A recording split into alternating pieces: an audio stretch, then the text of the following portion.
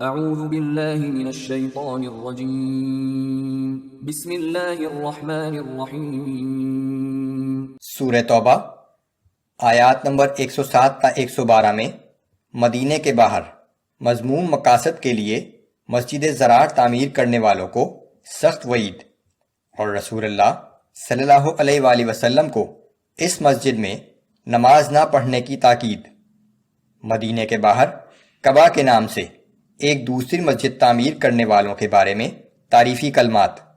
اللہ اور اہل ایمان کے درمیان جنت کے عوض ان کے مال و جان خریدنے کا میثاق جو تورات، انجیل اور قرآن میں موجود ہے۔ اعوذ باللہ من الشیطان الرجیم۔ والذین اتخذوا مسجدا ضرارا وکفرا وتفریقا بین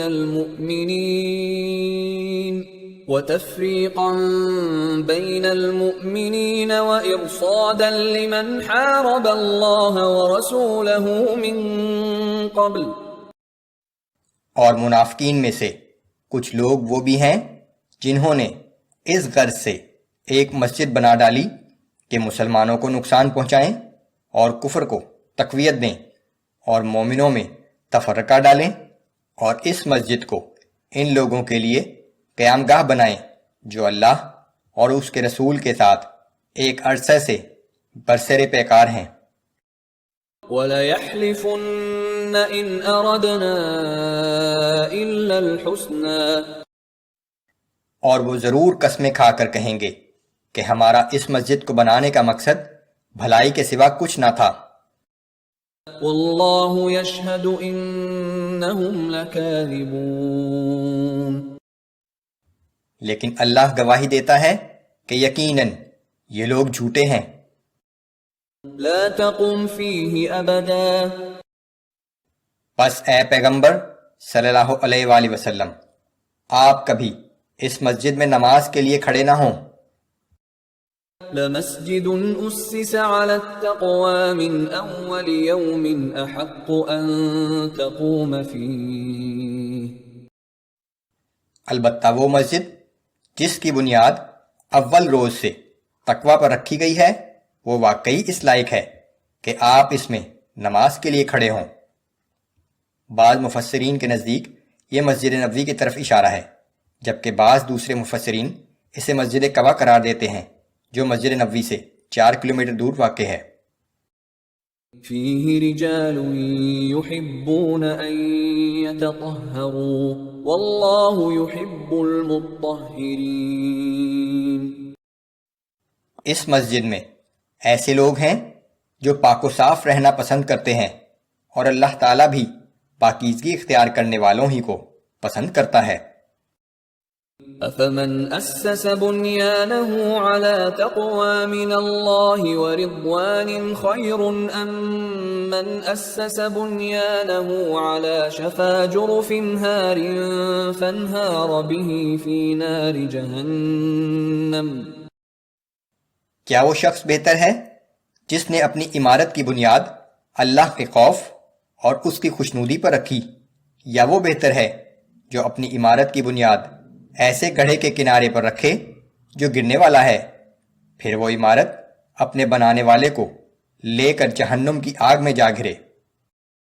واللہ لا يهدي القوم الظالمین۔ اللہ تعالیٰ ایسے ظالم اور نافرمان لوگوں کی رہنمائی نہیں فرماتا۔ لا يزال بنيانهم الذي بنوا ريبة في قلوبهم إلا أن تقطع قلوبهم۔ ان کی بنائی ہوئی عمارت ہمیشہ ان کے دلوں میں شک اور نفاق کے باعث بے چینی کا باعث بنی رہے گی، سوائے اس کے کہ ان کے دل پارا پارا ہو جائیں۔ واللہ علیم حکیم۔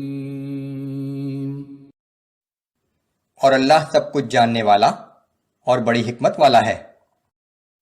ان اللہ اشترى من المؤمنین انفسهم أنفسهم وأموالهم بأن لهم الجنة يقاتلون في سبيل الله فيقتلون ويقتلون وعدا عليه حقا في التوراة والإنجيل والقرآن.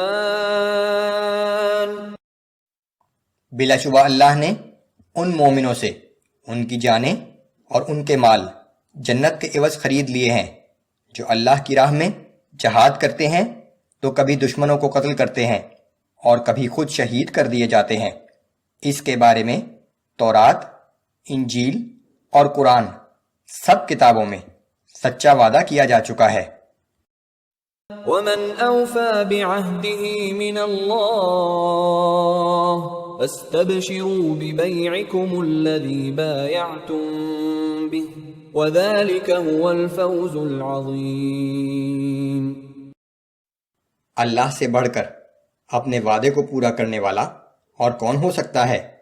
سو اے مسلمانوں، تم نے اللہ سے جو سودا کیا ہے اس پر خوشیاں مناؤ اور یہی بہت بڑی کامیابی ہے.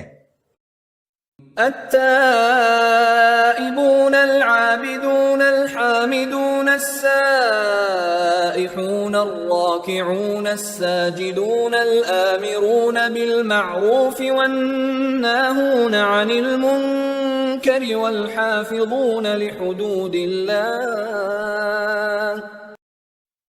اللہ سے یہ سودا کرنے والے مومنوں کی خصوصیات یہ ہیں کہ وہ توبہ کرنے والے، عبادت کرنے والے، شکر ادا کرنے والے، روزہ رکھنے والے، رکوع کرنے والے، سجدہ کرنے والے، نیک کام کی ترغیب دینے والے، برے کام سے روکنے والے اور اللہ کی حدود کی حفاظت کرنے والے ہوتے ہیں.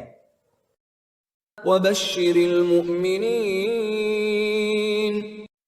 اے پیغمبر صلی اللہ علیہ وآلہ وسلم، آپ ایسے مومنوں کو جنت کی خوشخبری سنا دیجئے